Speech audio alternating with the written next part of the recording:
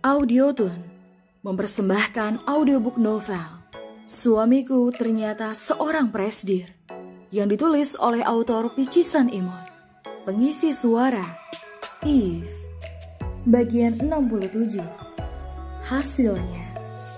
Selamat mendengarkan. Setelah Kinar keluar, Pak Rudi pun mendekati Bu Betty yang tak lain adalah istri beliau sendiri. Sebenarnya Bu Betty sudah dipensiunkan oleh Tuan Besar beberapa tahun yang lalu dan hanya memantau sesekali ke dalam rumah utama itu karena mereka juga tinggal di rumah belakang. Namun karena ada Kinar, Leon pun meminta Ibu Betty untuk kembali datang ke rumah utama setiap hari guna mendampinginya selama dia tidak di rumah. "Bagaimana dengan Nona muda?" tanya Pak Rudi melingkari pundak sang istri. Betty pun tersenyum. "Aku seperti melihat Nyonya hadir kembali di rumah ini. Dia memiliki kepribadian ceria, sama persis seperti Nyonya. Seolah seperti Tuhan telah menghadirkan kembali sosok Nyonya dalam perwujudan Nona Kinara. Aku berharap Tuan Besar bisa menerimanya," ucap Pak Rudi menyunggingkan senyum. "Sayang, beliau itu sudah menerimanya." "Dari mana kau tahu?" "Kita lihat saja nanti."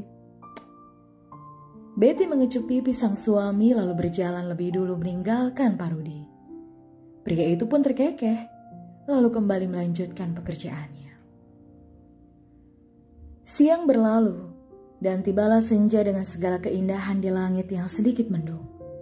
Kinar pun terjaga dari tidur siangnya. Sepertinya ia sangat kelelahan, bahkan tidur siang saja sampai berjam-jam. Atau mungkin karena faktor nyamannya ranjang ini sehingga membuatnya tidur nyenyak. Dia pun mulai melangkahkan kakinya turun menuju kamar mandi untuk bebersih. Dan baru saja selesai bebersih, pintu kamarnya sudah diketuk. Ia pun mempersilahkan orang itu masuk. "Nona, Tuan muda sudah hampir tiba," ucap Bu Betty. "Benarkah?" "Bersemangat." Gadis itu pun menata rambutnya lalu berjalan keluar bersamaan dengan Betty di belakangnya. Di pelataran rumah Kinar menunggu datangnya sang suami.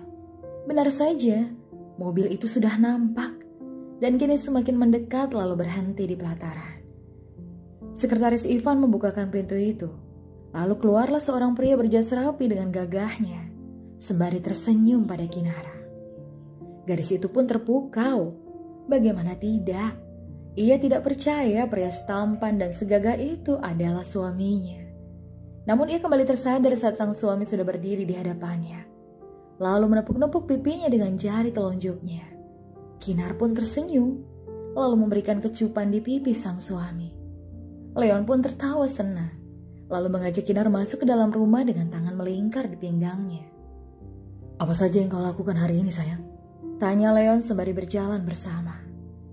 "Membuat panah kota untuk ayah." Leon pun tergelak. "Apa? Panah kota? Maksudmu panah kota?" "Ah iya itu." Leon pun jadi teringat sang ibu yang gemar sekali membuat dessert itu. Bahkan dia saja sampai bosan memakannya. Dan kembali merindu saat ibunya sudah tidak ada. "Apa kau buat banyak? Aku boleh mencobanya tidak?" "Tentu saja. Namun karena pakai gula rendah kalori, aku tidak tahu itu akan manis atau tidak." Aku jadi penasaran." Mengecup rambut Kinar, seraya masuk ke dalam kamar. Di dalam ruang ganti, Kinar melepaskan jas suaminya dan juga dasinya. Pandangannya pun tertuju pada dada bidang sang suami lalu melamun sejenak. "Apa yang kau pikirkan, sayang?" tanya Leon setelah mengecup kening Kinar. "Kau pria hebat, Mas. Kau tampan dan gagah. Aku jadi merasa rendah sekali." "Ya ampun, kau ini bicara apa sih?" "Tapi aku penasaran. Nama Tara itu dari mana? Kenapa kau dulu memperkenalkan dirimu sebagai Tara?" Leon tersenyum. Ia pun memutar tubuh istrinya lalu memeluknya dari belakang. "Tara itu aku ambil dari nama belakangku, Dewantara. Entahlah, tercetus saja nama itu." Lalu kenapa kau berbohong jika dirimu adalah seorang supir taksi online? Karena dulu itu, maaf ya, aku belum bisa menjamin kau adalah wanita baik-baik. Apalagi kita dalam posisi menikah karena keterpaksaan. Aku tidak ingin terdapat masalah yang menyeret nama Dewantara, sayang. Karena itu akan sangat fatal sekali untuk Dewantara Group. Apalagi aku adalah pemimpinnya. Tidak lucu kan kalau sampai ada artikel yang menulis tentang Presidir Dewantara Group terlibat skandal mesum di warung kopi. Aduh, aku tidak bisa membayangkan itu. Maafkan para warga itu ya, Mas. Kenapa harus minta maaf? Yang ada, aku bersyukur. Karena hal itu, aku jadi mendapatkan permata indah seperti dirimu. Mengecup pelukuk leher sang istri, Kinar pun tersenyum. Aku mau mandi. Mau kusiapkan air hangat. Aku sudah belajar loh caranya. Mandi sekalian denganku. Aku sudah mandi, Mas. Mandi lagi. Mas Tara, tidak mau ah. Mas Tara mandi sendiri saja. Iya deh. Mengecup pipi Kinar lalu berjalan keluar ruang ganti. Kinar pun menghela nafas dan membawa jas suaminya lalu meletakkannya di keranjang pakaian. Setelah itu dia keluar. Sudah tiba waktu makan malam. Ketiganya pun sudah duduk di meja makan menikmati santap malam mereka.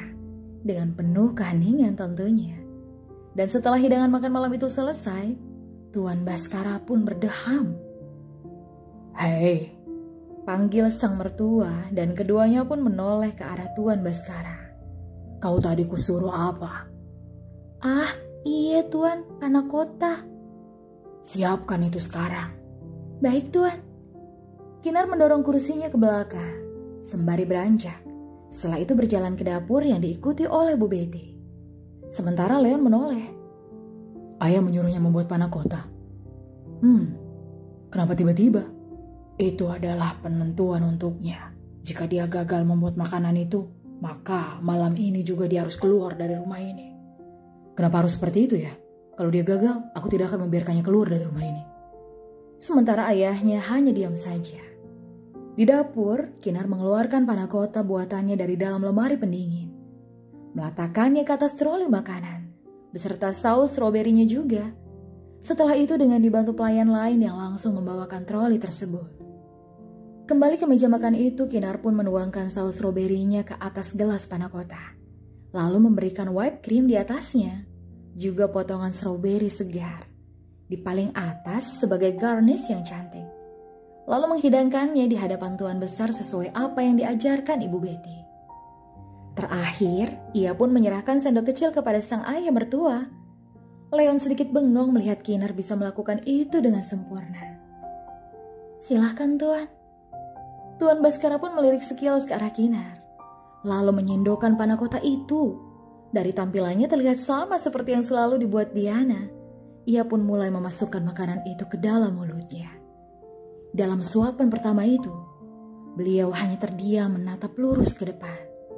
Sementara Kinar masih merasakan tegang menunggu respon sang ayah. Kau memang tidak pernah bosan ya? Ini panah kotamu sayang. Suara mendiang sang istri tiba-tiba terdengar. Ia pun mematung seketika. Sendok di tangan Tuan Baskara pun terjatuh dari tangannya. Hingga setitik air mata menetes di sudut matanya. Tuan, Anda baik-baik saja? Tanya Parudia merasa khawatir. Karena Tuan Baskara tiba-tiba hanya diam saja. Ayah, ada apa? Tangan sang ayah pun sedikit terangkat menahan Leonard. Ia menoleh ke arah Kinara. Sementara gadis itu semakin tegang. Ia takut. Jangan-jangan ada yang salah dari panah kota buatannya. Siapa yang membuat ini? Bu Betty? Maaf Tuan, saya hanya mengarahkan. Dan sisanya nona muda lah yang membuat. Tuan Baskara beranjak. Ia pun berjalan meninggalkan ruang makan itu tanpa berkata apa-apa lagi. Sehingga membuat Kinar tertunduk.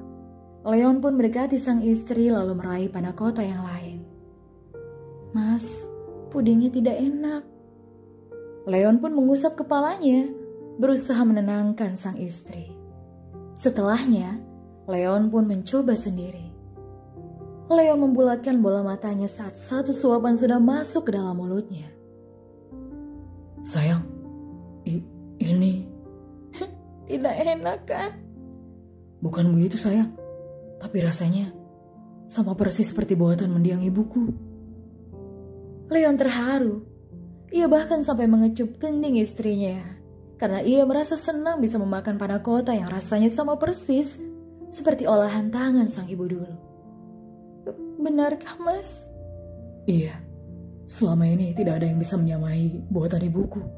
Itulah kenapa dessert ini jarang keluar dari meja makan semenjak ibuku meninggal. Karena memang tidak ada yang bisa membuat sesuai selera ayah. Leonard terharu. Tapi ayahmu langsung pergi setelah memakan satu suapan. Jangan berkecil hati sayang. Ayahku pasti punya alasan kenapa beliau langsung keluar dari ruang makan. Di sana Pak Rudi tersenyum. Karena ia baru saja mendapatkan laporan bahwa Tuan Besar menginginkan dessert itu dibawa ke kamarnya. Tentunya untuk beliau makan di sana. Bersambung. Kalau kamu mau dengar audiobook lebih banyak dan gratis, segera download Audiotune.